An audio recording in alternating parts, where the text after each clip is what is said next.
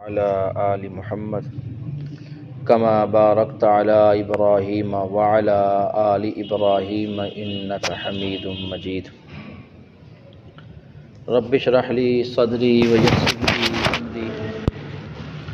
واحلل عقدة من لساني يفقهوا قولي رب زدني علما۔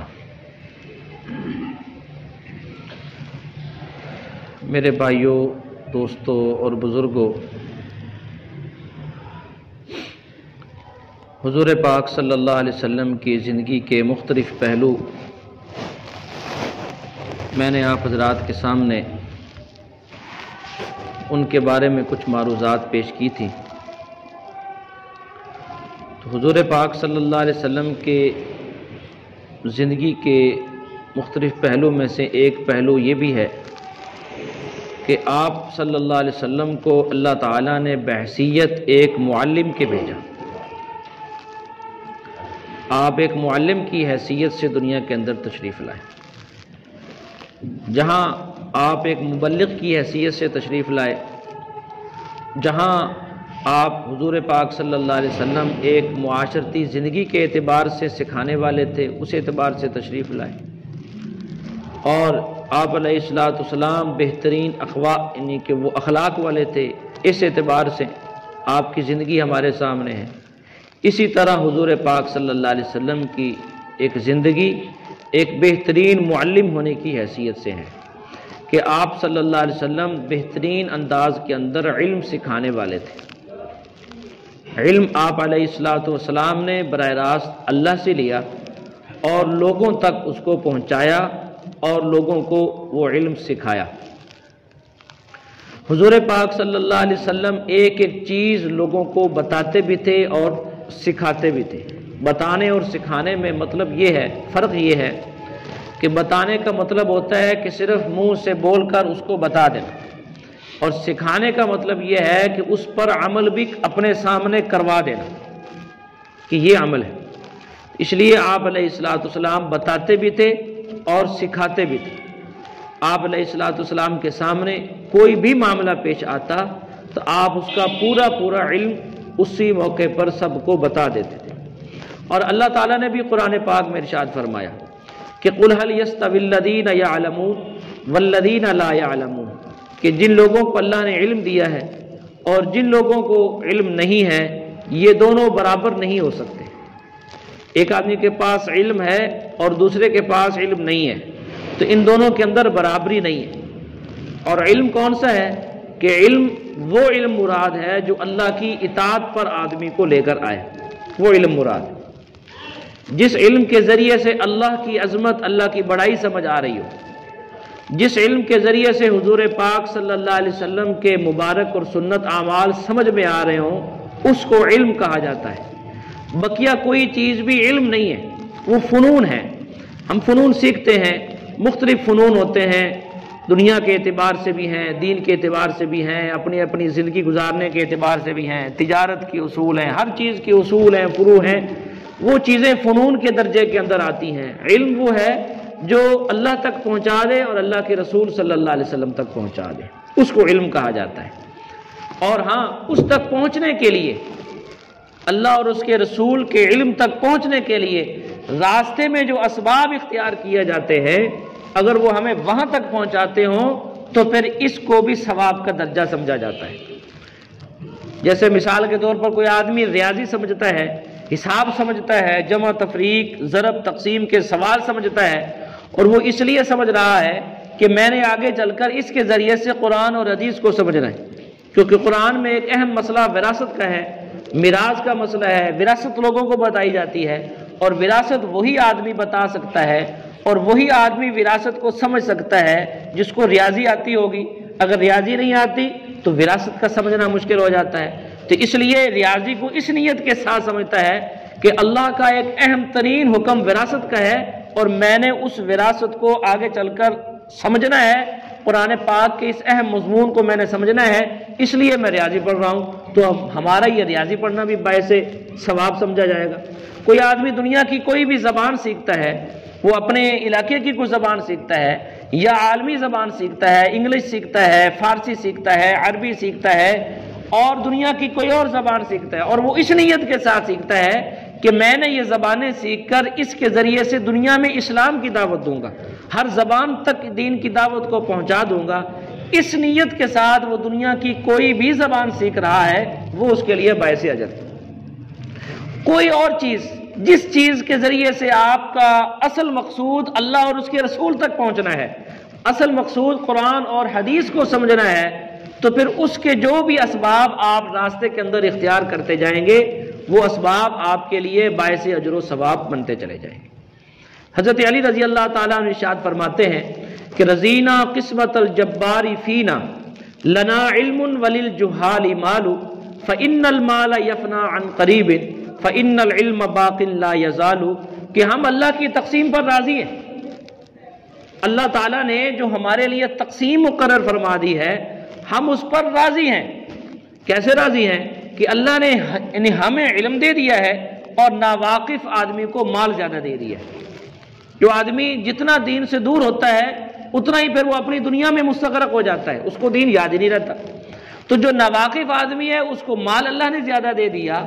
اور دین والوں کو اللہ نے علم زیادہ دے دیا۔ کیوں؟ فَإِنَّ الْمَالَ يَفْنَى عَنْ قَرِيبٍ، اس لیے کہ مال تو عن قریب فنا ہو جائے گا۔ فَإِنَّ الْعِلْمَ بَاقٍ لَا يَزَالُ، اور علم ایسی چیز ہے جو ہمیشہ باقی رہے گی، وہ کبھی فنا نہیں ہو۔ کیوں؟ اس لیے کہ یہ علم کا میں نے مطلب آپ کو بتایا کہ علم کا مطلب یہ ہے کہ اللہ اور اس کے رسول صلی اللہ علیہ وسلم کی ساری باتوں کو سمجھنا اور اس پر عمل کرنا۔ تو جو آدمی اللہ اور اس کے رسول صلی اللہ علیہ وسلم کی ساری باتوں کو سمجھے گا اور اس پر عمل کرے گا، اخلاص کے ساتھ کرے گا، تو اللہ تعالیٰ اس کو قیامت والے دن اس کے لیے جنت کا فیصلہ فرمائیں گے۔ تو یہ علم اس نے حاصل کیا تھا، اس علم پر اس نے عمل کیا، اور عمل کر کے جب وہ اللہ کے ہاں پہنچا تو اس کو اس کے اخلاص کا بدلہ اللہ تعالیٰ نے یوں دیا کہ اللہ نے اس کے لیے جنت کا فیصلہ فرمایا۔ تو یہ علم جو ہے، یہ علم جو آدمی کو اللہ اور اس کے رسول صلی اللہ علیہ وسلم تک پہنچائے اور قرآن و حدیث کی اس کو پوری سمجھ آ جائے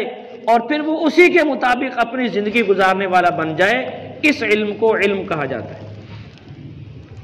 امام ابو یوسف رحمۃ اللہ علیہ جب چھوٹے بچے تھے تو وہ علم سیکھتے تھے اور گھر سے جاتے تھے مزدوری کرنے کے لیے، ان کے والد صاحب فوت ہو چکے تھے اور اکیلی والدہ گھر میں تھی، تو والدہ بھیجتی تھی بھی جاؤ مزدوری کر کے شام کو کچھ کما کر لے آؤ، اور راستے میں امام اعظم ابو حنیفہ رحمۃ اللہ علیہ کی مجلس تھی اور وہ اسی میں بیٹھ جاتے تھے اور سارا وقت اسی کے اندر ہی گزر جاتا، مزدوری کیے بغیر ہی شام کو واپس چلے جاتے اور بتاتے اپنی والدہ کو کہ مجھے تو وہ مجلس بہت اچھی لگی اور میں وہیں پر ہی بیٹھ گیا۔ امام اعظم رحمۃ اللہ علیہ کے پاس ان کی والدہ آئی، انہوں نے کہا بھی آپ ان کو اجازت دے دیں یہ مزدوری کے لیے جائے، ہمارے گھر میں اور کوئی کمانے والا نہیں۔ تو امام اعظم رحمۃ اللہ علیہ نے ان سے پوچھا، یہ ابھی بچے تھے، کہ آپ کیا کرنا چاہتے؟ تو انہوں نے بتایا کہ میں تو جی بے شک ہمارے گھر میں یہ غریبی ہے، ہم غریب آدمی ہیں اور مجھے میری والدہ مزدوری کے لیے بھیجتی ہے، لیکن میرا شوق علم دین حاصل کرنے کا ہے کہ میں علم دین حاصل کرنا چاہتا ہوں، کیونکہ یہ مجھے اچھا لگتا ہے اور میں اس لیے آپ کی مجلس میں بیٹھ جاتا ہوں اور سارا دن ادھر ہی بیٹھا رہتا ہوں، میں مزدوری کرنے کے لیے نہیں جاتا کہ میرا دل ادھر زیادہ چلتا ہے۔ تو امام اعظم رحمۃ اللہ علیہ نے ان کی والدہ سے پوچھا کہ کتنا یہ آدمی اگر مزدوری کرے تو روزانہ کا کتنا کمائے گا؟ ماں نے بتایا بھی اتنے درہم یہ روزانہ کے کما سکتا ہے اگر یہ آدمی مزدوری کرے۔ تو امام اعظم رحمۃ اللہ علیہ کیونکہ خود بھی ایک تاجر بھی تھے، جہاں وہ اتنے بڑے امام تھے وہاں اس کے ساتھ ساتھ وہ ایک کپڑے کے بہترین تاجر بھی تھے، خود تجارت کرتے تھے اور کپڑا بیچتے تھے، تو ان کے پاس بھی مال بھی تھا، مال بھی رکھتے تھے، ان کے پاس مال ہوتا تھا۔ تو انہوں نے فرمایا کہ جتنی یہ روزانہ کی مزدوری اپنا وہ پیسے کما سکتا ہے اتنے پیسے روزانہ اس کو میں اپنی جیب سے دے دیا کروں گا اور اس کو روزانہ علم دین سیکھنے کے لیے تم بھیج دیا کرو، یہ صبح آیا کرے اور شام تک مجھ سے علم دین سیکھے اور شام کو جاتے ہوئے اس مزدوری کے پیسے میں اس کو اپنی جیب سے ادا کر دیا کروں۔ اس طریقے سے امام ابو یوسف رحمۃ اللہ علیہ نے پڑھنا شروع کیا۔ تو امام اعظم رحمۃ اللہ علیہ نے ایک جملہ اس وقت ارشاد فرمایا کہ اماں جان یہ تمہارے اس بیٹے کو پڑھنے کا بہت شوق ہے، اور اگر کسی کو پڑھنے کا شوق ہو تو اس کو پڑھنے دیا جائے اور اس کو آج پڑھنے دو، یہ آگے چل کر اتنا بڑا آدمی بنے گا، اتنا بڑا آدمی بنے گا کہ وقت کا بادشاہ بھی اپنا ایک مخصوص فالودہ اس زمانے میں صرف بادشاہوں کے بنتا تھا، وہ فالودہ بھی اسی کو بنا کر تمہارے اس بیٹے کو اعزاز و اکرام کے طور پر ان کو کھلایا جائے گا۔ اور وہ فالودہ صرف بادشاہوں کے ہاں بنتا تھا، اس کے اوپر پیسے ہی اتنے زیادہ لگتے تھے کہ یعنی عام آدمی اس کو بنا ہی نہیں سکتا تھا، اس کا اتنا خرچہ کر ہی نہیں سکتا تھا، وہ فالودہ جو بادشاہوں کے ہاں بنتا تھا۔ پھر ایک وقت آیا کہ امام ابو یوسف رحمۃ اللہ علیہ نے علم دین کو حاصل کیا امام اعظم رحمۃ اللہ علیہ سے، اور وقت گزرتا گیا، جب ہارون الرشید خلیفہ بنا تو ان کی خلافت کے زمانے کے اندر اس نے یہ فیصلہ کیا کہ امام ابو یوسف رحمۃ اللہ علیہ کو اس ملک کا چیف جسٹس بنا دیا جائے۔ اس زمانے میں اس کو عربی زبان میں قاضی القضات کہا جاتا تھا، قاضیوں کا بھی قاضی، سب سے بڑا قاضی، وہ بنانے کا فیصلہ ہو گیا۔ اور خلیفہ ہارون الرشید نے جب یہ اعلان کیا کہ یہ امام ابو یوسف رحمۃ اللہ علیہ کو پوری مملکت اسلامیہ کا میں قاضی القضات نامزد کرتا ہوں اور ان کو منتخب کرتا ہوں، اور پھر اس اعزاز کے اندر امام ابو یوسف رحمۃ اللہ علیہ کے اعزاز میں، اس خوشی میں اس نے اپنے شاہی محل کے اندر ایک دعوت کا اہتمام کیا، تقریب کا اہتمام کیا، اور وہاں پر بہت بڑے بڑے لوگوں کو، وزیر اور مشیر کو بلایا گیا کہ آپ قاضی القضات تشریف لائیں گے امام ابو یوسف رحمۃ اللہ علیہ، ان کے اعزاز کے اندر آج کی یہ تقریب ہے۔ امام ابو یوسف رحمۃ اللہ علیہ تشریف لائے، اور تشریف لانے کے بعد وہاں پر بیٹھے تو خلیفہ ہارون الرشید خود برتن لے کر آگے ہوا اور امام صاحب کے ہاتھ دھلانے لگا، خود بادشاہ ہونے کے باوجود خود برتن لیا اور کہا کہ جی آپ کھانے سے پہلے جیسے ہاتھ دھویا جاتا ہے آپ ادھر ہی تشریف رکھیں، میں آپ کے ہاتھ دھلا دیتا ہوں۔ تو امام ابو یوسف رحمۃ اللہ علیہ کے ہاتھ بادشاہ دھلا رہا ہے۔ یہ ہے علم دین کی برکت، جس کے پاس علم ہے، دین کا علم ہے، اس کے ہاتھ دھلانے کے لیے بادشاہ خود موجود ہے، اور وہ خود ہاتھ دھلانے کے لیے اپنے آپ کی سعادت سمجھ رہا ہے، اور اس نے ہاتھ دھلائے۔ ہاتھ دھلانے کے بعد وہ فالودہ سامنے آیا تو امام ابو یوسف رحمۃ اللہ نے پوچھا کہ یہ کیا چیز ہے؟ تو خلیفہ ہارون الرشید نے بتایا کہ حضرت یہ ایک ایسا فالودہ ہے جو ہمارے ہاں یعنی بادشاہوں کے یہاں بھی کبھی کبھی تیار کیا جاتا ہے، یہ عام طور پر اس کے اوپر خرچہ بہت ہوتا ہے اور محنت بہت ہوتی ہے، ہمارے یہاں بھی یہ کبھی کبھی تیار ہوتا ہے، بار بار ہم اس کو تیار نہیں کرتے، کبھی کوئی خاص موقع کوئی دعوت کو تقریب ہوتی ہے تو اس موقع پر ہم اس کو تیار کرتے ہیں۔ تو آج کیونکہ آپ کے لیے ایک بہت بڑی دعوت تھی، تقریب ہے، اس لیے آپ کے اعزاز کے اندر یہ فالودہ آج بڑے عرصے کے بعد تیار کیا گیا۔ تو امام ابو یوسف رحمۃ اللہ علیہ مسکرانے لگے، تو وہ خلیفہ رشید نے کہا کہ حضرت میں نے کون سی ایسی بات کی آپ مسکرا پڑے؟ تو امام ابو یوسف رحمۃ اللہ نے فرمایا کہ آج مجھے وہ اپنے استاد کی بات یاد آ گئی، امام اعظم ابو حنیفہ رحمۃ اللہ علیہ کی بات یاد آ گئی کہ میں چھوٹا سا بچہ تھا، اس وقت پڑھنے کے لیے آتا تھا، اور میری والدہ مجھے پڑھنے سے روکنے کی بجائے مجبوری طور پر، ان کا بھی شوق نہیں تھا، مجبوری تھی کہ وہ مزدوری کی طرف مجھے کھینچتی تھی اور میں پڑھنے کی طرف جاتا تھا، تو اس وقت امام اعظم رحمۃ اللہ علیہ نے یہ جملہ میری والدہ سے فرمایا تھا کہ اپنے اس بیٹے کو علم دین حاصل کرنے دو، ان قریب وہ وقت آئے گا کہ بڑے بڑے بادشاہوں کے ہاں بھی جو فالودہ کبھی کبھی بنایا جاتا ہے وہ ان کے ہاں بنا کر ان کے اعزاز کے اندر بنایا جائے گا اور ان کو کھلایا جائے گا۔ تو آج میرے استاد کی وہ بات پوری ہو رہی ہے، میں دیکھ رہا ہوں کہ وہ فالودہ اس وقت بادشاہوں کے یہاں بنا ہے اور وہ میرے اعزاز کے اندر ہی بنا ہے اور میرے سامنے آیا ہوا ہے، میرے سامنے رکھ دیا گیا ہے۔ میرے استاد کی وہ جو ایک پیشین گوئی تھی وہ آج پوری ہو چکی ہے، اور یہ برکت کس کی تھی؟ یہ علم دین کی برکت، یہ دینی علم سیکھا تھا، حضور پاک صلی اللہ علیہ وسلم والا علم سیکھا تھا، اور اسی علم کی روشنی کے اندر انہوں نے دین کے اوپر محنت بھی فرمائی تھی، تو آج اللہ نے ان کو یہاں تک پہنچایا۔ یہ تو دنیا کے اعتبار سے اعزاز و اکرام تھا جو کبھی نہ کبھی ختم بھی ہو جائے گا، لیکن اصل اعزاز اس دین کا آخرت کے اندر ہوگا جو ہمیں نظر نہیں آ رہا، پھر وہ اعزاز جو آخرت میں ملے گا وہ کبھی بھی ختم نہیں ہوگا۔ امام اعظم ابو حنیفہ رحمۃ اللہ علیہ کے ایک دوسرے شاگرد امام محمد بن حسن الشیبانی رحمۃ اللہ علیہ تھے، اور وہ امام صاحب رحمۃ اللہ علیہ سے پڑھتے بھی تھے اور ساتھ ساتھ لکھتے بھی تھے۔ سارا علم امام صاحب رحمۃ اللہ علیہ کا انہوں نے ہی لکھا ہے، بے شمار کتابیں لکھ دی انہوں نے اپنی زندگی کے اندر، بے شمار کتاب۔ تو ان کی جو کتابیں تھیں، ایک دفعہ مامون الرشید نے ہارون رشید کا جو بیٹا مامون رشید تھا، اس نے کہا کہ امام محمد رحمۃ اللہ علیہ ان کی مجلس میں بیٹھے ہوئے تھے، اور اس نے کہا کہ امام صاحب میں نے یہ سنا ہے کہ آپ نے اس دینی علوم پر کافی ساری کتابیں لکھ دی ہیں۔ تو امام محمد رحمۃ اللہ نے فرمایا کہ ہاں، مجھے اللہ تعالیٰ نے جیسے توفیق دی ہے، میں نے بہت ساری کتابیں اس دینی علوم کے اوپر لکھ دی ہیں تاکہ آنے والے لوگوں کو پریشانی کا سامنا نہ کرنا پڑے، تحقیقات کر کے ان کو میں نے تحریر کر دیا ہے۔ تو مامون الرشید خلیفہ نے کہا کہ حضرت میں آپ کی ان کتابوں کی زیارت کرنا چاہتا ہوں جو آپ نے اپنے ہاتھ سے لکھی ہیں، وہ ساری مجھے زیارت کروائیں۔ تو امام محمد احمد نے فرمایا کہ کتابیں اتنی ہیں کہ جو میں نے خود لکھی ہیں وہ میں اٹھا نہیں سکتا، ساری کتابیں اتنا ان کا وزن ہے کہ وہ میں نے لکھی تو میں نے خود ہیں، لیکن وہ اتنی زیادہ وزن کے اندر ہیں کہ میں ان کو اٹھا نہیں سکتا۔ تو اس کے لیے پھر شاہی سواری بھیجی گئی کہ امام محمد رحمۃ اللہ علیہ کے مکان پر جائیں اور وہاں سے جا کر وہ جتنی کتابیں ان کی تحریر کردہ ہیں وہ اس شاہی سواری پر رکھیں اور ان کو لے کر آپ جو ہے وہ بادشاہ کے دربار میں اس کو لے کر آئیں، ان کتابوں کی زیارت کی جائے گی جو انہوں نے لکھی۔ تو وہ گھر میں گئی اور وہ سواری وہاں سے وہ کتابیں لے کر آ رہے، راستے کے اندر جب بازار سے گزرے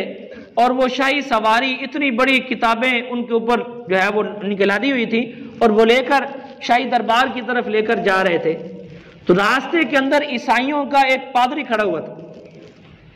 وہ بھی دیکھ رہا تھا۔ انہوں نے لوگوں سے پوچھا، اس پادری نے لوگوں سے پوچھا بھی یہ کیا ہے، یہ کون سی کتابیں ہیں اور کہاں لے کر جا رہے ہیں؟ تو بتانے والے نے بتایا کہ یہ امام محمد بن حسن الشیبانی رحمۃ اللہ علیہ نے اپنی زندگی کے اندر جو کتاب بھی لکھی ہے یہ ساری وہ کتابیں اکٹھی ہیں، اور آج وقت کا بادشاہ ان کتابوں کی زیارت کرنا چاہتا ہے، اس لیے ان کتابوں کو شاہی سواری پر بٹھا کر بادشاہ کے دربار میں لایا جا رہا ہے، وہاں ان کتابوں کی زیارت کی جائے گی۔ تو اس عیسائی پادری نے بڑا عجیب جملہ بولا اور اس نے کہا کہ یہ تو ایک چھوٹا محمد، کیونکہ ان کا نام بھی محمد بن حسن تھا، یہ تو ایک چھوٹا محمد ہے، اس امت کا ایک فرد محمد ہے، اس کا نام بھی کیونکہ محمد ہے، اس نے دین کی اتنی بڑی خدمت کر دی ہے، تو اس بڑے محمد کے جو ان سب کے استاد ہیں، جو ان کے رہبر ہیں، جو ان کے رہنما ہیں، جو اللہ کے رسول ہیں، اللہ کے نبی ہیں، انہوں نے دین کی کتنی محنت کی ہوگی اور انہوں نے دین کو کس انداز تک پہنچایا ہوگا، جب ان کے شاگردوں کے شاگردوں کے شاگردوں کی اگر یہ حالت ہے تو اس بڑے محمد کی کیا حالت ہوگی۔ اسی بات کو دیکھ کر وہ عیسائی پادری اسی وقت کلمہ پڑھ کر مسلمان۔ تو یہ علم ہے، اس کو علم کہا جاتا ہے کہ علم وہ ہوتا ہے جو آدمی کو حلال اور حرام کا بتائے، جس سے اس کو پتہ چل جائے کہ یہ چیزیں میرے لیے حلال ہیں، یہ چیزیں میرے لیے حرام ہیں، یہ چیزیں میرے لیے جائز ہیں، یہ چیزیں میرے لیے ناجائز ہیں۔ اگر وہ اس ترتیب کے ساتھ چلے گا تو پھر گویا کہ اس کے پاس علم ہے جس سے اس کو حلال حرام کا پتہ چل رہا ہے۔ قرآن پاک میں اللہ تعالیٰ نے ارشاد فرمایا احل اللہ البیع وحرم الربا، کہ اللہ تعالیٰ نے بیع کو حلال کیا ہے، یعنی خرید و فروخت کو حلال کیا ہے، وحرم الربا، اور سود کو حرام قرار دیا۔ اب سود کیا ہے؟ سود سے بھی پیسہ بڑھتا ہے، اور جو ہم خرید و فروخت کرتے ہیں اس سے بھی پیسہ بڑھتا ہے۔ بازار میں ہم دکاندار چیز پیچھے سے لے کر آتا ہے اور پھر وہ جتنے کی آتی ہے اس کے اوپر وہ اپنا نفع لگا کر آگے چیز کو بیچتا ہے، یہ اس کی خرید و فروخت ہے۔ اور یہ وہ خرید و فروخت ہر دکاندار اس لیے کرتا ہے تاکہ میرے مال میں اضافہ ہوتا رہے، مال میں اضافہ کرنے کے لیے تجارت کی جاتی ہے۔ اور سود کیا ہوتا ہے کہ سود کے اندر بھی پیسوں کے لین دین میں مال بڑھتا ہے۔ تو اب یہ بڑی عجیب بات ہے کہ اللہ تعالیٰ ارشاد فرما رہے ہیں کہ ہم نے بیع کو تو حلال کر دیا ہے اور سود کو حرام کر دیا ہے۔ تو کافروں نے یہ اعتراض بھی کیا جس کا ذکر قرآن پاک میں ہے کہ انما البیع مثل الربا، یہ آگے سے کافروں نے کہا انما البیع مثل الربا، کہ یہ خرید و فروخت اور سود ایک ہی طرح کی چیزیں تو ہیں، دونوں سے مال بڑھتا ہے، تو پھر ایک کو حلال اور دوسرے کو حرام کیوں قرار دیا گیا؟ تو اس کی وجہ پھر بھی وہ بیان کی گئی کہ جب جنس کو جنس کے بدلے میں یا مثل کو مثل کے بدلے میں بیچا جائے گا تو پھر اس وقت وہ حرام ہوگا، جب چیز کو پیسے کے بدلے میں بیچا جائے گا تو اس پر آپ جتنا مرضی نفع لے لیں وہ آپ کا حلال ہی ہوگا۔ تو اس فرق کو بیان کیا گیا۔ اب یہ اگوں کہ اگر ہم اس کو سمجھیں گے نہیں، اس کو اچھے طریقے سے اور گہرائی کے ساتھ نہیں سمجھیں گے تو پھر ذہن میں یہ اعتراضات پیدا ہوتے رہیں گے، یہ اعتراضات پیدا ہوتے رہیں گے۔ تو اس لیے علم وہ ایسی چیز ہے، علم ایسی چیز ہے کہ جو آدمی کو اتنی سمجھ اور بوجھ عطا کر دیتا ہے کہ اس کے اندر یہ فیصلہ کرنے کی لیاقت پیدا ہو جاتی ہے کہ وہ سمجھ جاتا ہے کہ یہ چیز میرے لیے حلال ہے اور یہ چیز میرے لیے حرام ہے، یہ چیز میرے لیے جائز ہے اور یہ ناجائز ہے، اس کو میں نے کرنا ہے، اس کو میں نے نہیں کرنا، یہ چیز میں کروں گا تو میں اللہ اور اس کے رسول صلی اللہ علیہ وسلم کے قریب ہو جاؤں گا، اگر یہ چیز کروں گا تو میں اللہ اور اس کے رسول صلی اللہ علیہ وسلم سے دور ہو جاؤں گا۔ تو ہماری زندگی کا سب سے بڑا جذبہ کیا ہونا چاہیے؟ سب سے بڑا جذبہ، یہ جذبہ ہمیں دن کو بھی ہونا چاہیے، یہ جذبہ ہمیں رات کو بھی ہونا چاہیے، یہ جذبہ ہمیں ہر گھنٹے کے بعد بھی ہونا چاہیے اور ہر منٹ کے بعد بھی ہونا چاہیے۔ وہ جذبہ کیا ہے کہ میں نے ہر وہ کام کرنا ہے جس کا اللہ نے حکم دیا، اور میں نے ہر وہ کام نہیں کرنا جس کام سے اللہ نے روکا ہے۔ اور دوسری بات کیا ہے کہ میں نے ہر وہ کام کرنا ہے جس کا حضرت محمد صلی اللہ علیہ وسلم نے حکم دیا ہے، اور میں نے ہر وہ کام نہیں کرنا جس کا یعنی حضرت محمد صلی اللہ علیہ وسلم نے مجھے روکا ہے کہ آپ علیہ الصلوۃ والسلام نے کہا ہے کہ یہ کام کرو، ہم کرنا شروع کر دیں گے۔ آپ علیہ الصلوۃ والسلام نے ارشاد فرمایا کہ یہ کام نہ کرو، ہم وہیں رک جائیں گے، ہماری فوری طور پر بریک لگ جائے گی کہ اللہ کے رسول صلی اللہ علیہ وسلم نے روک دیا ہے، اب اس کو ہم نے نہیں کرنا، اور اس کام کو کرنے کا اللہ کے رسول صلی اللہ علیہ وسلم نے کہہ دیا ہے اور ہم نے اس کام کو کرنا ہے۔ لہذا حضور پاک صلی اللہ علیہ وسلم نے ارشاد فرمایا کہ نماز یہ میری آنکھوں کی